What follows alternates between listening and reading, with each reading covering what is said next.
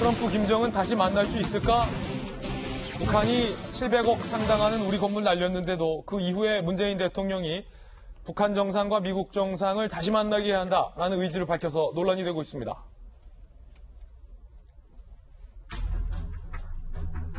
다시 중재자, 미 대선 전 북미 간 다시 마주 앉아 대화 나누도록 전력을 다할 계획이다. 전력을 다하다. 한이유 화상 정상회담에서 한 발언입니다. 그동안 어렵게 이룬 남북관계 진전 뒤로 돌릴 수 없다. 인내심을 갖고 남북미 간의 대화 모멘텀 유지를 위해 노력할 것이다. 라고 밝혔습니다. 이재용 부장. 남북사무소 폭파 이후에 문재인 대통령의 의지를 볼 수 있는 대목인데 미국의 대선 전에 실질적으로 김정은과 트럼프가 다시 만날 수 있을까? 어떻게 보세요?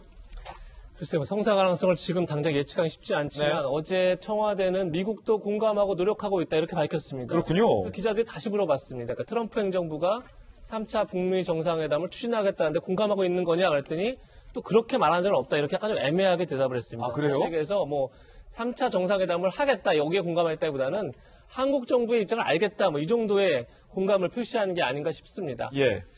다만 이게 어쨌든 비건 미국 대북정책 특별대표도 최근에 대선 전에 3차 북미 정상회담이 추진될 가능성은 낮다 이렇게 밝힌 상태입니다. 그런 네. 상태에서 우리 정부가 왜 공개적으로 대선 전 3차 북미 정상회담을 요구했느냐 이게 굉장히 중요할 것 같은데 저는 이런 생각이 듭니다. 그러니까 성사 여부와 별개로 결국 북한이 원하는 게 그게 아닌가. 그러니까 북한이 원하는 것이 그거기 때문에 정부가 중재자로서 대신 얘기한 게 아닌가 이런 생각이 드는데 그러니까 북한은 이런 계산을 하겠죠.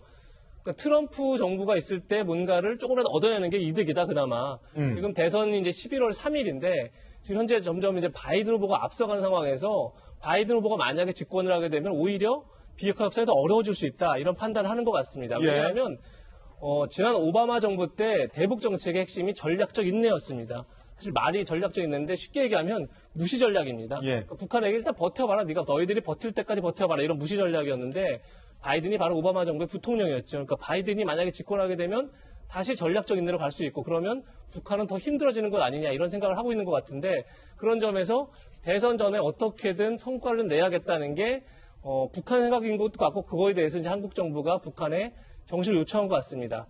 물론 지금 미 대선이 점점 이제 트럼프 재선이 어려운 것 아니냐 이런 전망이 많이 나옵니다. 그런 점에서 트럼프 대통령이 어떻게 보면 나중에 최종 도박을 할 수도 있죠. 예를 들면 뭐 도박이라는 표현은 그렇지만 어떤 하나의 승부를 던질 수 있는 거죠. 그래서 뭐 북한과의 종전선언 같은 세계가 다 주목할 수 있는 그런 이제 어떤 대화의 장을 만들어서 깜짝 쇼 같은 걸 할 수도 있는데 또 반대로 생각하면 위기 조성을 통해서 또 지지층을 결집할 수도 있겠죠. 그러니까 저는 이 상황이 되게 이제 좀 아이러니한 게 결국 예측하기 힘든 트럼프 대통령에게 한반도의 운명이 지금 맡겨져 있는 듯한 느낌이어서 예. 그 점이 참 좀 씁쓸한 게 아닌가 이런 생각이 듭니다. 그러니까 실제로 현실 가능성도 어느 정도 있을 수 있다.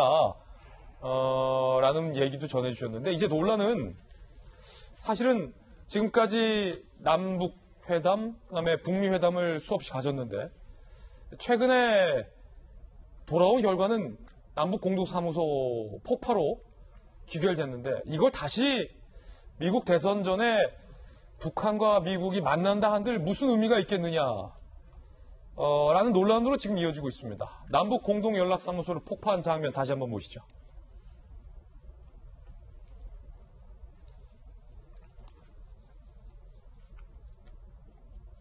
네, 지금 보시는 것처럼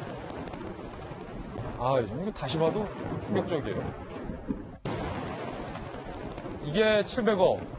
지금 남한과 북한, 대한민국과 북한의 정상이 수차례 만났는데도 북한이 우리에게 보인 행동은 최근에 이거였습니다. 트럼프 대통령과 김정은이 2차례 만났는데도 북한이 보인 행동은 이거였습니다. 자, 그럼 김영주 의원님.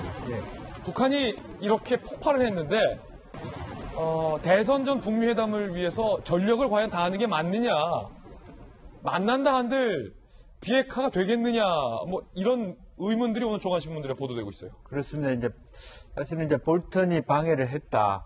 또 혹은 뭐 그 해결하기 위하면 트럼프 대통령도 좀 더 이렇게 응해줄 걸 후회도 했다 이런 것들이 좀 여러 가지 설랑설레하고 있습니다만은 과연 그러면 트럼프 대통령이 김정은을 만나는 게 미국 대선에 자기가 이기는데 도움이 될까요? 저는 별로 도움이 안 된다라고. 미국 사람들이 미안하지만 한반도 문제도 이렇게 알지도 못하고 이해도 예. 없다라고 하는 측면이고요. 더 그러면 반대로 전략적으로 보면 아예 송영길 외통위원장이 얘기했듯이 예를 들면 북한의 비핵화 자체가 말하자면 주한미군이라든지 동북아 질서라고 하는 미국 중심의 어떤 세계 체제 시스템에서 과연 오히려 더 장점이 될 수 있을까?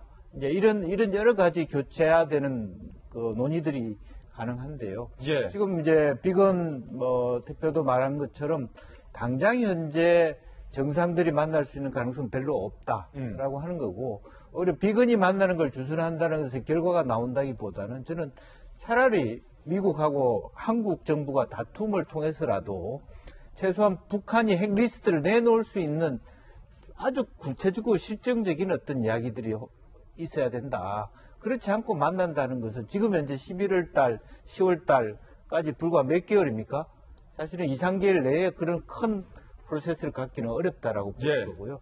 그나마도 예컨대 의료 제품 같은 걸 주기 위해서 트럭이 가는 것에 대해서 막는 것은 안 된다는 정도의 인도적 차원의 문제라든지 그런 것부터 풀어서 신뢰를 확보하는 것이 정상화하는 것이 나는 바람직한 방법이라고. 예.